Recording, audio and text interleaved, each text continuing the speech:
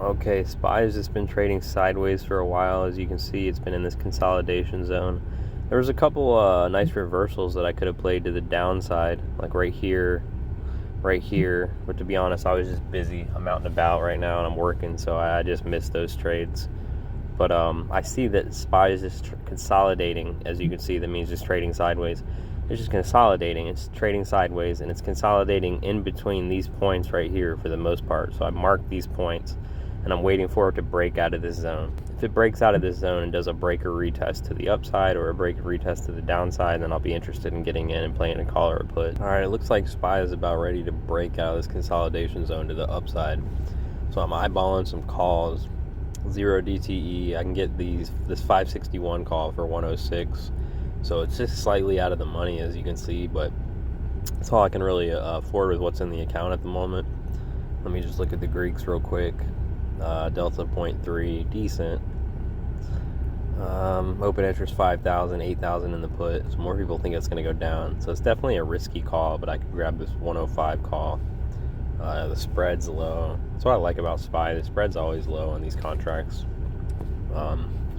So you know you're not losing any money when you're just getting filled.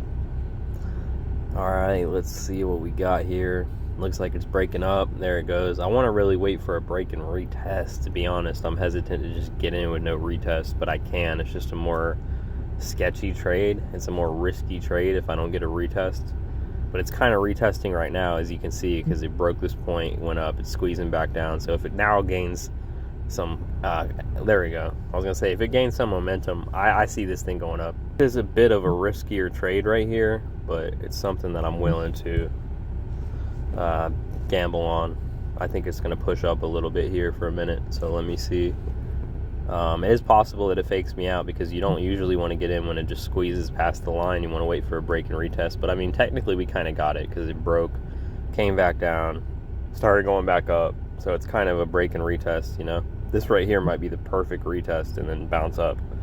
So assuming this does go back up, where should I look for next? Well, I should scroll to the left and I should see where there's some strong resistance, right here. Because as you can see, a couple times we got stuck here. Now that was in reverse. It got stuck here going down and made a support.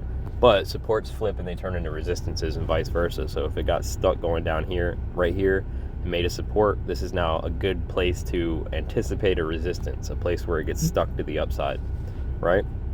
So assuming this thing does start running up, I'm going to play it to here, the last place that it got stuck. It only makes sense. And we're at like the 30s, and it could go all the way to the 90s. So there's still plenty of space on that move. And then to the downside, well, again, where's some good support? Like, where do I have a bunch of support to the downside where it got stuck and bounced a bunch? Right here, right? As you can see, got stuck here multiple times. First was resistance, and then it turned into support, and then it turned into resistance again. So this is a good place to get out if it goes to the downside too far, right? So I can even pitch this line, this 557.60, because 70, whatever, because this doesn't even matter anymore. I don't need to focus on that. All I need to focus on right now is these three lines. So that's my place to get in and place to get out. You know what I could do too? Another thing I could do that would be even smarter. Tighten the stop loss, right? Let's just tighten it.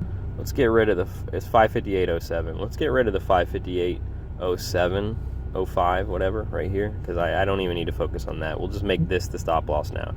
So now the trade's even better. All right, SPY's starting to come down to the stop loss now. Granted, I really should wait for a candle to close below that line, but since I'm in a risky trade, like I knew this was a riskier trade than the average trade that I would take than my usual, I can just get out when it touches this point or when it goes below that point. All right, it looks like it's starting to go against me, so I have to pitch this contract. Yeah, I'm gonna have to get out. This is not a win right here, so I'm gonna go over to sell to close, try to dump this thing for whatever I can. I'm watching the stock price in the middle of the screen, 558.25, just to see if it's gonna hold. Nah, it's a dud. So let me get out for the 92. Let me just try to get filled and get out of this thing while I can. I'm trying to get out at 92, and the mid price is 92. So it's gonna get filled any second. There it goes. So that's filled. Boom. So the bad news is I lost money. Did not work out in my favor today. The good news is I got out at the stop loss. I'm always more frustrated with myself when I stay in past the stop loss than I am when I just make a bad trade.